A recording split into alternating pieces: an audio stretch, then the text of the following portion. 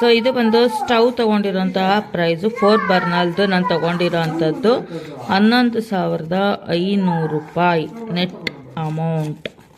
ಓಕೆನಾ, ಬನ್ನಿ ಓಪನ್ ಮಾಡೋಣ. ಸೊ ಬನ್ನಿ ಇವಾಗ ಓಪನ್ ಮಾಡೋಣ ನಮ್ಮ ಸ್ಟವ್. ಓಪನ್ ಮಾಡಿ ಹೇಗಿದೆ ಅಂತ ತೋರಿಸ್ತೀನಿ. ಆ್ಯಕ್ಚುಲಿ ಅಲ್ಲಿ ವಿಡಿಯೋ ಮಾಡ್ಕೊಳ್ಬೇಕಿತ್ತು, ನಾನು ಮಾಡ್ಕೊಳ್ಳೇ ಇಲ್ಲ. ಇದ ಸೆಲೆಕ್ಟ್ ಮಾಡೋದ್ರಲ್ಲಿ ಬಿಲ್ ಹಾಕ್ಸೋದ್ರಲ್ಲೇ ಇದ್ದೆ, ಹಾಗಾಗಿ ತೋರ್ಸೋಕ್ಕೆ ಆಗಲಿಲ್ಲ. ಸೊ ನಾನು 3 ಬರ್ನಲ್ ತೊಗೊಳ್ಳೋಣ ಅಂತಿದ್ದೆ. 3 ಬರ್ನಲ್ಲು ಕೆಲವರು 3 ಒಲೆನ ಉರಿಸ್ಬಾರ್ದು ಅಂತಾರೆ. 2 ಬರ್ನಲ್ ತೊಗೊಳ್ಳೋಣ ಅಂದ್ಕೊಂಡೆ, ಅದು ಓಲ್ಡ್ ಮಾಡಲು ಯಾರು 2 ಒಲೆದು ಮಾಡ್ತಾರೆ ಅಂತ ಇಂಟ್ರೆಸ್ಟ್ ಇರಲಿಲ್ಲ. 4 ಬರ್ನಲ್ಲು ನ್ಯೂ ವರ್ಷನ್ ತೊಗೊಂಡ್ಬಿಡೋಣ ಅಂದ್ಬಿಟ್ಟು ತೊಗೊಂಡೆ.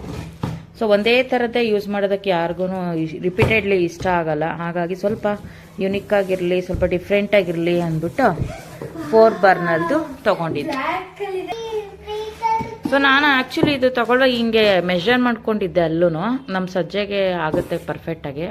ಸೊ 4 ಬರ್ನಲ್ ತೊಗೊಂಡಿದ್ದೀನಿ. 4 ಬರ್ನರಲ್ಲಿ 2ರಲ್ಲಿ ನಾನು ಅಡುಗೆ ಮಾಡ್ತೀನಿ, 2ರಲ್ಲಿ ನಮ್ಮ ಯಜಮಾನ್ರು ಮಾಡ್ತಾರೆ. ಮತ್ತೇನು ತೆಗಬೇಕಿತ್ತು, 4 ಒಲೆ ಅಲ್ವಾ, ಏನೋ ಕ್ರೇಜು ತೊಗೊಂಡೆ. ನಿಮ್ಗೆ ಹೆಂಗೆ ಅನ್ಸುತ್ತೆ ನೋಡ್ಬಿಟ್ಟು ಹೇಳಿ. ಓಪನ್ ಮಾಡ್ತೀನಿ ಇವಾಗ, ಕ್ಲೀನಾಗಿ ಓಪನ್ ಮಾಡಿ ತೋರಿಸ್ತೀನಿ. ಇದು ಟೋಟಲಿ ಅಷ್ಟೊಂದು ದುಡ್ಡು ಕೊಟ್ಟು ಯಾಕೆ ತೊಗೊಂಡ್ವಿ ಅಂದರೆ ತುಂಬಾ ಚೆನ್ನಾಗಿದೆ ಇದರದು. ಅಂದರೆ ಮೇಲ್ಗಡೆ ಅದೇನಿರ್ತದೆ ಸ್ಟ್ಯಾಂಡ, ಇಲ್ಲಿ ನೋಡಿ ಬ್ಯಾಟ್ರಿ ಕೊಟ್ಟಿರ್ತಾರೆ. ಇದು ಆಟೋಮೆಟಿಕ್ ಹಾಗೂ ಯೂಸ್ ಮಾಡ್ಬೋದು, ಹಾಗೆ ಲೈಟರ್ನು ಯೂಸ್ ಮಾಡ್ಬೋದು. 2 in 1.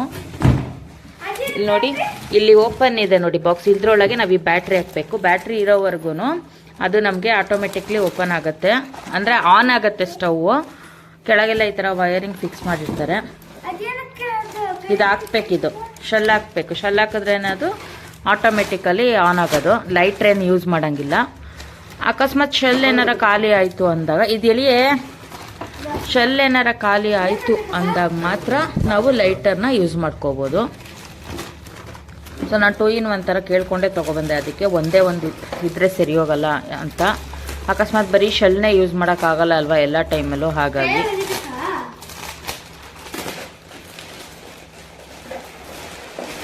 ಸೊ ಈ ಥರ ಇದೆ ಬ್ಯಾಕ್ ಕೆಳಗಡೆ. ಇಟ್ಕೋ ಒಂದು ನಿಮಿಷ ಇರು. ಈ ಥರ ಇದೆ. ಇದು ಸ್ವಿಚಸ್. ಇದು ಶಾಕ್ ಹೊಡಿಯುತ್ತೆ, ತೋರಿಸ್ತೀನಿ ರೀ. ಬಟ್ ಬ್ಯಾಟ್ರಿ ಹಾಕಿದ್ರೆ ಇಲ್ಲಿ ಕನೆಕ್ಟ್ ಮಾಡಿರ್ತಾರೆ, ಅದು ಶಾಕ್ ಹೊಡಿಯುತ್ತೆ. ಬ್ಯಾಟ್ರಿ ಏನಿಲ್ಲ ಅಂದರೆ ಹಂಗೇನು ಶಾಕ್ ಹೊಡಿಯಲ್ಲ. ಲೈಟರ್ ಯೂಸ್ ಮಾಡಿದ್ರೆ, ನಾವೇನಾದ್ರು ಇದರಲ್ಲಿ ಆಟೋಮೆಟಿಕ್ಲಿ ಯೂಸ್ ಮಾಡೋಕೆ ಹೋದರೆ ಅದು ಶಾಕ್ ಹೊಡಿಯುತ್ತಂತೆ. ಕೇರ್ಫುಲ್ಲಾಗಿರಬೇಕು ಹೇಳಿದ್ದಾರೆ ಅವರು. ಆಮೇಲೆ ನಾವೇನ ಬಿಸಿನ ಇದ್ರ ಮೇಲೆ ಇಡಬಾರ್ದು. ಆಮೇಲೆ ಮಾಡಿದ ಅಡುಗೆನ ಕೆಳಗೆ ಇಟ್ಕೋಬೇಕು. ಆಮೇಲೆ ನಾವು ಇಲ್ಲಿ ಇದೆಯಲ್ಲ, ಇಲ್ಲಿ ಲೈಟ್ ಆನ್ ಆಗೋಕ್ಕಿದೆ, ಅದನ್ನೆಲ್ಲ ಟಚ್ ಮಾಡೋಕೆ ಹೋಗ್ಬಾರ್ದಂತೆ. ಆಮೇಲೆ ಬಿಸಿ ಇರುವಾಗ ಇದನ್ನೆಲ್ಲ ವೈಪ್ ಮಾಡೋಕೆ ಹೋಗ್ಬಾರ್ದು, ಸ್ವಲ್ಪ ಕೂಲ್ ಆದಮೇಲೆ ವೈಪ್ ಮಾಡಬೇಕು. ಹಾಗಾಗಿ ಹಾಕಿಲ್ವಲ್ಲ, ಇವಾಗೇನು ಶಾಕ್ ಹೊಡಿಯಲ್ಲ ಕಣೆ ಹಾಕಿದಾಗ. ಬಟ್ ನಾನು ಏನಕ್ಕೆ ಇದು ಇಷ್ಟೊಂದು ಕಾಸ್ಟ್ಲಿ ತೊಗೊಂಡೆ ಅಂತ ಅಂದರೆ ಹೇಳ್ತೀನಿ ರೀ. ನಮಗೆ ಸ್ಟ್ಯಾಂಡ್ ಬಂದು ಈ ಸ್ಟ್ಯಾಂಡ್ ಇದೆಯಲ್ಲ, ಇದು ಫುಲ್ಲು ಐರನ್ ಸ್ಟ್ಯಾಂಡ್. ಇದು ಬೇರೆದಕ್ಕೆಲ್ಲ ಹೇಗೆ ಬರುತ್ತೆ ಅಂದರೆ ಇಲ್ಲೊಂದು ಎಕ್ಸ್ಟ್ರಾ ಕೊಟ್ಟಿದ್ದಾರೆ ಇವರು. ಆ್ಯಕ್ಚುಲಿ ಇದು ಚಿಕ್ಕ ಪಾತ್ರೆಗಳಿದ್ರೆ ಇದ್ರ ಮೇಲೆ ಇಟ್ಕೊಂಡು ಮಾಡೋದಕ್ಕೋ ಎಂತಕ್ಕೋ ಕೊಟ್ಟಿದ್ದಾರೆ. ಇದು ಗೊತ್ತಿಲ್ಲ ಎಂತಕ್ಕೆ ಅಂತ ನೋಡ್ತೀನಿ. ಈ ಥರದ್ದು ಬರುತ್ತೆ ಮೆಟಲಲ್ಲಿ. ಬೇರೆ ಸ್ಟವ್ಗಳಿಗೆ ಇದು ಅಷ್ಟು ಗೇಜ್ ಇರಲ್ಲ, ಅಂದರೆ ಇದು ಸ್ಟ್ರಾಂಗ್ ಇರಲ್ಲ, ವೆಯ್ಟ್ ಇರಲ್ಲ. ದೊಡ್ಡ ಪಾತ್ರೆ ಇಟ್ಟರೆ ಇದು ಏನಾಗುತ್ತೆ ಅಂದರೆ ಬೆಂಡ್ ಆಗೋ ಚಾನ್ಸಸ್ ಇರುತ್ತೆ. ಬಟ್ ಇದು ಹಂಗಲ್ಲ. ನಮ್ಗೆ ಹಳೆ ಗ್ಯಾಸಸ್ ಬರ್ತಿತ್ತಲ್ಲ ಗ್ಯಾಸ್ಗಳಿಗೆ, ಆ ಥರ ಇದು ಸಖತ್ ಗಟ್ಟಿ ಇದೆ, ಐರನ್ದಿದು, ಕಬ್ಬಿಣದ್ದು. ಹಾಗಾಗಿ ನಾನು ಇದನ್ನ ಸೆಲೆಕ್ಟ್ ಮಾಡಿದ್ದು. ಹಾಗಾಗಿ ಸ್ವಲ್ಪ ಪ್ರೈಸ್ ಜಾಸ್ತಿ ಆಯಿತು ನನಗೆ. ಬೇರೆದ್ರಲ್ಲಿ ಯಾವುದ್ರಲ್ಲೂ ಆ ಥರ ಅಷ್ಟು ವೆಯ್ಟ್ ಇರೋ ಅಂಥದ್ದು ಇರಲಿಲ್ಲ, ನನಗಿಷ್ಟ ಆಗಲಿಲ್ಲ. ತೊಗೊಳ್ತೀವಿ ಒಂದೇ ಸತಿ, ಚೆನ್ನಾಗಿರೋದು ತೊಗೊಳ್ಳೋಣ ಅಂದ್ಬಿಟ್ಟು ಈ ಥರ ತೊಗೊಂಡಿದ್ದು. ನೋಡಿ, ನೋಡ್ತಾ ಇರ್ಬೋದು, ಇದು ಪೂರ್ತಿ ಕಬ್ಬಿಣ. ಇದು ಸಖತ್ ವೆಯ್ಟ್ ಇದೆ. ಇದು ಕೈಲಿ ಇಟ್ಕೊಂಡು ನೋಡಿದ್ರೆ ಗೊತ್ತಾಗುತ್ತೆ ನಿಮಗೆ, ಇದು ಸಖತ್ ವೆಯ್ಟ್ ಇದೆ. ಓಕೆನಾ. ಆಮೇಲೆ ಇದು ಅಕಸ್ಮಾತ್ ಇನ್ ಕೇಸ್ ಇಲ್ಲೆಲ್ಲರ ಬಿದ್ರೂ ಗ್ಲಾಸ್ ಹೊಡಿಯಲ್ಲ, ಅಷ್ಟು ಚೆನ್ನಾಗಿದೆ ಇದು ಗ್ಲಾಸ್ ಕ್ವಾಲಿಟಿ ಎಲ್ಲ. ಇದಕ್ಕೂ ನಿಮಗೆ ಈ ಸ್ಟ್ಯಾಂಡ್ಗೂ ತೋರಿಸ್ತೀನಿ ರೀ. ಕೊಡಪ್ಪ ಇಲ್ಲಿ. ಈ ಸ್ಟ್ಯಾಂಡ್ಗೂ ತುಂಬಾ ಡಿಫ್ರೆನ್ಸ್ ಇದೆ, ನೀವು ನೋಡ್ಬೋದು. ಈ ಥರ ಸ್ಟ್ಯಾಂಡು ಎಲ್ಲದರಲ್ಲೂ ಕೊಟ್ಟಿದ್ದಾರೆ ಸ್ಟವ್ಗಳಲ್ಲಿ. ಆದರೆ ನನಗೆ ಇಷ್ಟ ಆಗಲ್ಲ, ಇದು ಬೆಂಡ್ ಆಗೋ ಚಾನ್ಸಸ್ ಜಾಸ್ತಿ. ಇದು ಹಾಗಲ್ಲ, ಇದು ಫುಲ್ಲು ಕಬ್ಬಿಣದ್ದು, ತುಂಬಾ ವೆಯ್ಟ್ ಇದೆ, ಇದು ಅಷ್ಟು ಬೇಗ ಬೆಂಡ್ ಆಗಲ್ಲ. ಹಾಗೆ ಬರ್ನಲ್ಲೂ ಕೂಡ ಅಷ್ಟೇ ಸಖತ್ ವೆಯ್ಟ್ ಇದೆ. ನಾನೆಲ್ಲನೂ ಕ್ಲೀನಾಗಿ ಟೆಸ್ಟ್ ಮಾಡಿನೇ ತೊಗೊಂಡಿರೋದು. ಸೊ ಹಾಗಾಗಿ ತಗೋತೀವಿ. 2 ಇರೋದು ಯಾಕೆ ತೊಗೊಳ್ಳೋದು, ಇವಾಗೆಲ್ಲ ಲೇಟೆಸ್ಟ್ ಅಲ್ವಾ, ಹಾಗಾಗಿ 4 ಬರ್ನಲ್ದು ತೊಗೊಂಡಿದ್ದೀನಿ ನಾನು. ಇವಾಗ ತೋರಿಸ್ತೀನಿ ಬನ್ನಿ. ಇಲ್ಲಿದೆ ನೋಡಿ, ಚಿಕ್ಕದಾಗಿ ಒಂಥರ ಪಿನ್ ಟೈಪು. ಇದು ಬಂದು ನಮಗೆ ಶೆಲ್ ಹಾಕಿದ್ರೆ ಇಲ್ಲಿಂದ ಲೈಟರು ಅಂದರೆ ಗ್ಯಾಸ್ ಆನ್ ಆಗುತ್ತೆ. ಸೊ ಇಲ್ಲಿ ಹಿಂಗೆ ಟಕ ಅಂತ ತಿರುಗಿಸಿದ ತಕ್ಷಣ ಇಲ್ಲಿ ಲೈಟ್ ಬಂದು ಇಲ್ಲಿ ಗ್ಯಾಸ್ ಸ್ಟವ್ ಆನ್ ಆಗುತ್ತೆ. ಲೈಟರ್ ನಾವು ಯೂಸ್ ಮಾಡ್ತೇವೆ ಹೋದ್ರು ಆಟೋಮೆಟಿಕ್ಲಿ ಇಲ್ಲಿಂದನೇ ಪಾಸ್ ಆಗೋದು. ಸೊ ಹಾಗಾಗಿ ನಾವು ಇದನ್ನ ಬ್ಯಾಟ್ರಿ ಇರುವಾಗ, ಶೆಲ್ ಇರುವಾಗ ನಾವು ಯೂಸ್ ಮಾಡುವಾಗ ಇದನ್ನ ಟಚ್ ಮಾಡಿಕೊಡ್ದು, ಶಾಕ್ ಹೊಡಿಯುತ್ತಂತೆ, ಗೊತ್ತಾಯ್ತಾ. ಶೆಲ್ ಇಲ್ಲದೆ ಇರುವಾಗ ಏನು ನಾರ್ಮಲಿ ಯೂಸ್ ಮಾಡುವಾಗ ಇದೇನು ಶೆಲ್ ಹಾಕದೆ ಹೋದ್ರೆ ಇದೇನು ನಮಗೆ ಪ್ರಾಬ್ಲಮ್ ಕೊಡಲ್ಲ. ಆಟೋಮೆಟಿಕಲಿ ರೆಗ್ಯುಲರ್ ನಾವು ನಾರ್ಮಲ್ ಹೇಗೆ ಯೂಸ್ ಮಾಡ್ತೀವಿ ಲೈಟರ್ ಇಂದ ಸ್ಟವ್ ಆನ್ ಮಾಡ್ಕೊಳ್ತೀವಿ ಆಗ ಆನ್ ಮಾಡ್ಕೋಬಹುದು ಅಷ್ಟೇ. ಇದರಲ್ಲಿ ನಾವು ಕಾನ್ಶಿಯಸ್ ಆಗಿರ್ಬೇಕಂದ್ರೆ ಅದಷ್ಟೇ ಇದರಲ್ಲಿರೋದು ಥಿಂಗ್ಸ್ಗಳು. ಓಕೆನಾ.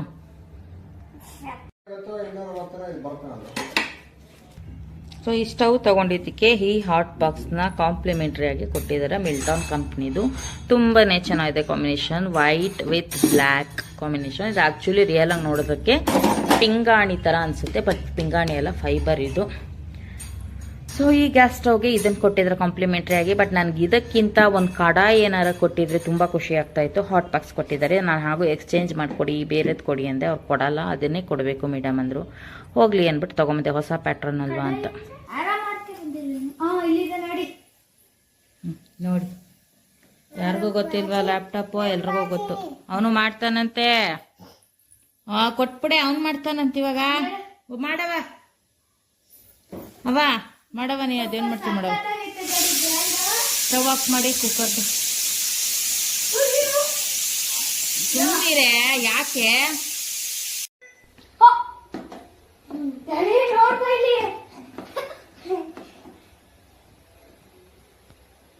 ನಿಂದ ಐಡಿ ಓಪನ್ ಮಾಡ್ದ, ಶ್ರೀನಿವಾಸ್ಗೆ ಅಂತ ಇತ್ತಲ್ಲ ಅದು ಓಪನ್ ಮಾಡ್ದ. ರೀಸೈಕಲ್ ಶ್ರೀನಿವಾಸ್ ಸಾಕು ಬಂದ್ಬಿಡು. ನಂಗೊಂದು 5 ನಿಮಿಷ ಕೊಡ, ಬಾರ ಈ ಕಡೆ. ಪಪ್ಪಂದು laptop. Good evening, welcome back to my YouTube channel. ಇವತ್ತು ವ್ಲಾಗ್ ಮಾಡ್ತಾ ಇರೋ ವಿಷಯ ಏನು ಅಂದರೆ, ನಾನು ಆಲ್ರೆಡಿ ವ್ಲಾಗ್ ಅಪ್ಲೋಡ್ ಮಾಡಬೇಕಿತ್ತು. ಆ್ಯಕ್ಚುಲಿ ಅದು ಅಪ್ಲೋಡ್ ಮಾಡಿ ಆಮೇಲೆ ಇದನ್ನು ಅಪ್ಲೋಡ್ ಮಾಡ್ಬೋದು ಅನ್ಕೋತೀನಿ. ಸೊ ವಿಡಿಯೋ ನೋಡಿರೋರು ಗೊತ್ತಿರುತ್ತೆ, ಸ್ಟವ್ ತಂದಿದ್ದೀನಿ ಹೊಸದು. ಹಾಗಾಗಿ ಸ್ಟವ್ಗೆ ಪೂಜೆ ಮಾಡಬೇಕು ಅಂತ ಎಲ್ಲ ಪ್ರಿಪೇರ್ ಮಾಡ್ಕೊಳ್ತಾ ಇದ್ದೀನಿ. ಇವತ್ತು ಮಂಡೇ, ಸೊ ಮಂಡೇನೇ ಪೂಜೆ ಮಾಡಬೇಕು ಅನ್ನೋದು ನನಗಿತ್ತು. ಹಾಗಾಗಿ ಇವತ್ತು ಪೂಜೆ ಮಾಡ್ತಾ ಇದ್ದೀನಿ. ಹೊಸ ಗ್ಯಾಸ್ ಸ್ಟವ್ ತೊಗೊಬಂದಿದ್ದೀನಿ. ಹಾಗೆ ಇವತ್ತು ರಕ್ಷಾಬಂಧನ ಇರೋದ್ರಿಂದ ನನ್ನ ಮಗನಿಗೆ ರಾಖಿ ಕಟ್ಸೋಣ ಅಕ್ಕನ ಕೈಯಿಂದ ಅಂತ ಮಗಳನ್ನು ರೆಡಿ ಮಾಡಿದ್ದೀನಿ. ಸೊ ಬನ್ನಿ ನಾನು ಹೇಗೆ ಪೂಜೆ ಮಾಡ್ತೀನಿ ಅಂತ ತೋರಿಸ್ತೀನಿ. ಹಾಗೆ ಒಂದು ಸಿಹಿಯಾದ ಒಂದು ಡಿಶ್ ಮಾಡೋಣ ಅಂತ, ಪೈನಾಪಲ್ ಇತ್ತು, ಹಬ್ಬ ಮಾಡಿದ್ದೆ. ಸೊ ಹಾಗಾಗಿ ಪೈನಾಪಲ್ ಹಾಕಿ ಕೇಸರಿ ಬಾತ್ ಮಾಡೋಣ ಅಂತ ರೆಡಿ ಮಾಡ್ಕೊಳ್ತಾ ಇದ್ದೀನಿ. ಯಾಕಂದರೆ ಹೊಸ ಸ್ಟವ್ ಅಲ್ವಾ, ಸ್ವೀಟ್ ಏನಾರ ಮಾಡಬೇಕು, ಹಾಗಾಗಿ ಕೇಸರಿ ಬಾತ್ ಮಾಡ್ತಾ ಇದ್ದೀನಿ. ಬನ್ನಿ ಬ್ಲಾಗ್ ಹೆಂಗೆ ಹೋಗುತ್ತೆ ನೋಡೋಣ. ಸೊ ಇವಾಗ ನಾನು ಬಂದು ಇಲ್ಲಿ ತಟ್ಟೆ ರೆಡಿ ಮಾಡ್ಕೊಂಡಿದ್ದೀನಿ. ದೀಪ, ತುಪ್ಪದ ದೀಪ ಮತ್ತು ಅರ್ಶಿನ ಕುಂಕುಮ ಅಕ್ಷತೆ ಹೂವು ಇದಿಷ್ಟು ರೆಡಿ ಮಾಡ್ಕೊಂಡಿದ್ದೀನಿ ಸ್ಟವ್ಗೆ ಪೂಜೆ ಮಾಡೋದಕ್ಕೆ. ಹಾಗೆ ಇಲ್ಲಿ ಬಂದು ಆರತಿಗೆ ರೆಡಿ ಮಾಡ್ಕೊಂಡಿದ್ದೀನಿ, ನನ್ನ ಮಗನಿಗೆ ಆರತಿ ಮಾಡಿಸೋದಕ್ಕೆ. ರಕ್ಷಾಬಂಧನ ಅಲ್ವಾ, ಹಾಗಾಗಿ ಇವಾಗ ಫಸ್ಟು ಮನೆಯಲ್ಲಿ ಮಾಮೂಲಿ ವಾರ ಮಾಡಿದ್ವಲ್ಲ ಬೆಳಿಗ್ಗೆ, ದೇವ್ರಿಗೂ ದೀಪ ಅಂಟಿಸ್ಬಿಟ್ಟು ಆ ನಂತರ ಸ್ಟವ್ಗೆ ಪೂಜೆ ಮಾಡ್ಕೊಳ್ಳೋಣ ಅಂತ ಫಸ್ಟು ಮನೇಲಿ ದೇವ್ರಿಗೆ ದೀಪ ಎಲ್ಲ ಹಚ್ಚಿ ಪೂಜೆ ಎಲ್ಲ ಮುಗಿಸಿ ಆನಂತರ ಸ್ಟವ್ಗೆಲ್ಲ ನಿಧಾನಕ್ಕೆ ರೆಡಿ ಮಾಡ್ಕೊಂಡು ಪೂಜೆ ಮುಗಿಸಿ ಆನಂತರ ರಾಖಿ ಕಟ್ಟಿಸ್ತೀನಿ. ಒಂದೊಂದೇ ಮಾಡಬೇಕು, ಒಂದೇ ಸತಿ ಎಲ್ಲ ಮಾಡೋಕ್ಕಾಗಲ್ಲ. ಸ್ಟವ್ಗೆಲ್ಲ ಅರಿಶಿನ ಕುಂಕುಮ ಹಚ್ಕೊಂಡು ನೀಟಾಗಿ ದೀಪ ಇಟ್ಟು ರಂಗೋಲಿ ಬಿಟ್ಟು ಹೂವು ಎಲ್ಲ ಇಟ್ಕೊಂಡು ಪೂಜೆ ಮಾಡ್ತಾ ಇದ್ದೀನಿ. ನನ್ನ ಮಗಳು ಒಂದು ಕಡೆ ರೀಲ್ಸ್ ಮಾಡೋದಕ್ಕೆ ಹೆಲ್ಪ್ ಮಾಡ್ತಾ ಇದ್ದಾಳೆ. ನಮ್ಮ ಯಜಮಾನರು ವ್ಲಾಗ್ ಮಾಡೋಕ್ಕೆ ಹೆಲ್ಪ್ ಮಾಡ್ತಾ ಇದ್ದಾರೆ. ಹಾಗಾಗಿ ಮಾಡ್ತಾಯಿದ್ದೀನಿ. ನಾವು ಆವಾಗೆಲ್ಲ ಚಿಕ್ಕವರಿರುವಾಗ ಹಳೆ ಕಾಲದಲ್ಲೆಲ್ಲ ಹೇಗೆ ಅಂದರೆ, ಹಳೆ ಕಾಲದಲ್ಲಿ ಅಂದರೆ ನಾವು ಚಿಕ್ಕವರಿರುವಾಗ ಯಾರ ಮನೆಯಲ್ಲೇ ಸ್ಟವ್ ತರಲಿ, ಅವಾಗೆಲ್ಲ ಸ್ಟವ್ ತೊಗೊಳ್ಳೋದೇ ಒಂದು ದೊಡ್ಡ ಗ್ರೇಟ್ ಆಗೋಗಿತ್ತು. ಯಾರ ಮೇಲೆ ಗ್ಯಾಸ್ ಸ್ಟವ್ ತೊಗೊಳ್ತಾರೆ, ನಮ್ಗೆ ಅವ್ರ ಮನೆಗೆ ಹೋಗಿ ನೋಡೋದು ಕ್ಯೂರಿಯಾಸಿಟಿ, ಮತ್ತು ಹೇಗಿರುತ್ತೆ, ಅದು ಎಷ್ಟು ದುಡ್ಡು, ಹೆಂಗೆ ಬಳಸ್ತಾರೆ ಅನ್ನೋದು ಕ್ಯೂರಿಯಾಸಿಟಿ. ಅವಾಗೆಲ್ಲ ಜಾಸ್ತಿ ಸೀಮೆಣ್ಣೆ ಸ್ಟವ್ಗಳೇ ಇರ್ತಿದ್ದಿದ್ದು, ಅಪರೂಪ ತೊಗೊಳ್ತಾ ಇದ್ದಿದ್ದು. ಒಬ್ಬೊಬ್ಬರೇ ತೊಗೊಳ್ತಾ ಹೋದರು ಗ್ಯಾಸ್ ಸ್ಟವ್ನ. ಅವಾಗೆಲ್ಲ ಹಾಗೆ ಈ ಥರ ಪೂಜೆ ಮಾಡಿದಾಗೆಲ್ಲ ಅರ್ಶಿನ ಕುಂಕುಮ ಕರಿಯೋರು, ಪ್ರತಿಯೊಬ್ಬರನ್ನು ಸ್ವೀಟ್ ಕೊಡೋದು, ಇದೆಲ್ಲ ಪದ್ಧತಿ ಇತ್ತು. ಸೊ ಅದೇ ಥರ ನಾನು ಇವತ್ತು ಸ್ಟವ್ ತಂದಮೇಲೆ ಪೂಜೆ ಮಾಡಿಬಿಟ್ಟು ದೇವರಿಗೆ ಒಳ್ಳೇದಾಗಲಿ ಅಂತ ಕೇಳ್ಕೊಳ್ಳೋಣ ಅಂತ ಮಾಡ್ತಾಯಿದ್ದೀನಿ. ಬಟ್ ಮೊನ್ನೆ ವರಮಹಾಲಕ್ಷ್ಮಿ ಹಬ್ಬ ಮಾಡಿದ್ರಿಂದ ಯಾರನ್ನು ನಾನೇನು ಅರ್ಶಿನ ಕುಂಕುಮಕ್ಕೆ ಕರೆದಿರಲಿಲ್ಲ. ನಮ್ಮ ಅದಕ್ಕೆ ಒಬ್ರನ್ನ ಕರೆದಿದ್ದೆ ಅಷ್ಟೇ, ಹತ್ರ ಇರೋದ್ರಿಂದ ಬನ್ನಿ ಸ್ಟವ್ ನೋಡ್ಕೊಂಡು ಹೋಗಿ ಅಂತ. ಇನ್ನು ಯಾರನ್ನ ಕರೆದಿರಲಿಲ್ಲ. ಆಂಟಿ ಅವರೆಲ್ಲ ಸ್ವಲ್ಪ ದೂರ ಇದ್ದಾರಲ್ಲ, ಈ ಸೈಡ್ ಬಂದೇ ಬರ್ತಾರೆ, ಬಂದಾಗ ನೋಡ್ಕೊಂಡು ಹೋಗ್ತಾರೆ ಅಂದ್ಬಿಟ್ಟು ಸುಮ್ಮನೆ ಆದೆ. ಅದು ಅಲ್ಲದೆ ನಾನು ನನ್ನ ಮೆಂಟಾಲಿಟಿ ಪ್ರಕಾರ ಪೂಜೆ ಮಾಡ್ತಾಯಿದ್ದೆ. ಬೇಗ ಮಾಡಿದರೆ ಕರಿಬೋದಾಗಿತ್ತು. ನಾನು ಯಾವಾಗ ಫ್ರೀ ಇರ್ತೀನಿ ಅವಾಗ ಮಾಡ್ಕೊಳ್ಳೋಣ ಅಂದ್ಬಿಟ್ಟು ಮಾಡ್ಕೋತಾ ಇದ್ನಲ್ವ. ಹಾಗಾಗಿ ಸಡನ್ನಾಗಿ ಪ್ಲ್ಯಾನ್ ಮಾಡಿ ಎಲ್ಲರನ್ನೂ ಕರಿಯೋಕ್ಕಾಗಲ್ಲ.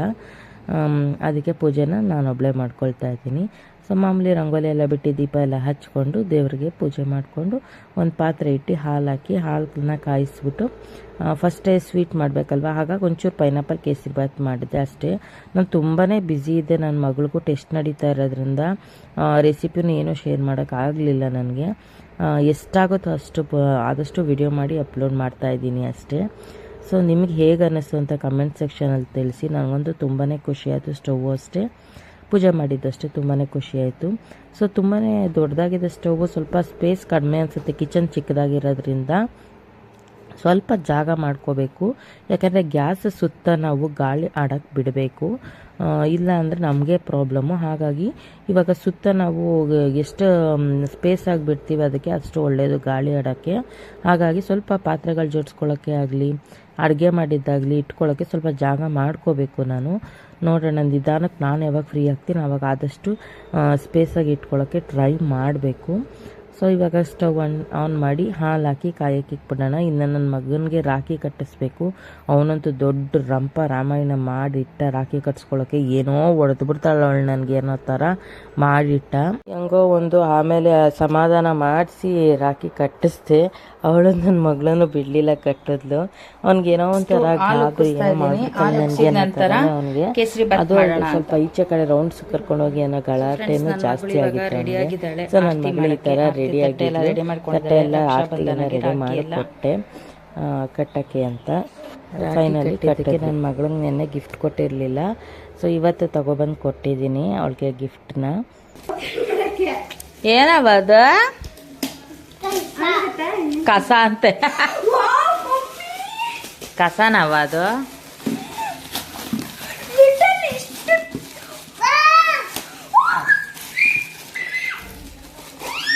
ಹುಚ್ಚಿ ಹುಚ್ಚಿ ಹೇಳ್ದಂಗೆ ಆಡ್ತಾವಳೆ.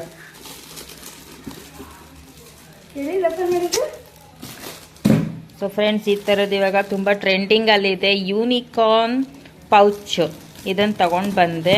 ಹೇಗಿದೆ ಅಂತ ಒಳಗಡೆ ಎಲ್ಲ ತೋರಿಸ್ತೀನಿ. ಕೈ ಎತ್ತಮ್ಮ. ಸೊ ಇದು ಬಂದು ನನ್ನ ಮಗಳಿಗೆ ಗಿಫ್ಟ್ ಅಂತ ತಂದಿದ್ದೀನಿ. ಇವನು ಕೊಡ್ಸೋಕ್ಕಾಗಲ್ವಲ್ಲ, ಅದಕ್ಕೆ ರಾಖಿ ಕಟ್ಟಿದ್ದಕ್ಕೆ ಇದನ್ನು ತರಿಸಿದ್ದೀನಿ. ಪೌಚ್ ಮಾಮೂಲಿ ಬುಕ್ ಸ್ಟೋರಲ್ಲಿ ತೊಗೊಂಡು ಬಂದೆ ಅಷ್ಟೇ.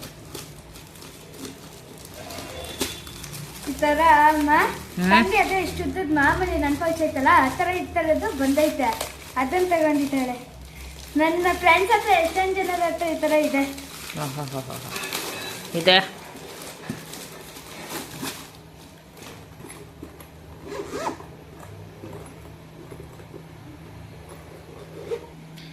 ಸೊ ಇದು ಈ ಥರ ಯೂನಿಕಾರ್ನ್ ಫೇಸಲ್ಲಿದೆ. ಒಳಗಡೆ ಬಂದು ಇಲ್ಲೊಂದು ಜಿಪ್ ಕೊಟ್ಟಿದ್ದಾರೆ. ಇಲ್ಲಿ ಪೆನ್ನು ಎಲ್ಲ ಇಟ್ಕೋಬೋದು, ಸ್ಕೇಲು ಪೆನ್ನು ಎಲ್ಲ. ಸೊ ಇಲ್ಲಿ ಮಾಮೂಲಿ ಎರೇಸರು ಅದು ಇದು ಇದ್ದರೆ ಇಟ್ಕೋಬೋದು, ಚೆನ್ನಾಗಿದೆ. ಸೊ ಅದಕ್ಕೆ ತೊಗೊಂಬಂದೆ. ಇದು 250 ರೂಪಾಯಿ ಪ್ರೈಸು. ಲ್ಯಾವೆಂಡರ್ ಅಲ್ಲ, ಬ್ಲೂ ಕಲರ್, ಸ್ಕೈ ಬ್ಲೂ ಕಲರಲ್ಲಿ ತಂದಿದ್ದೀನಿ.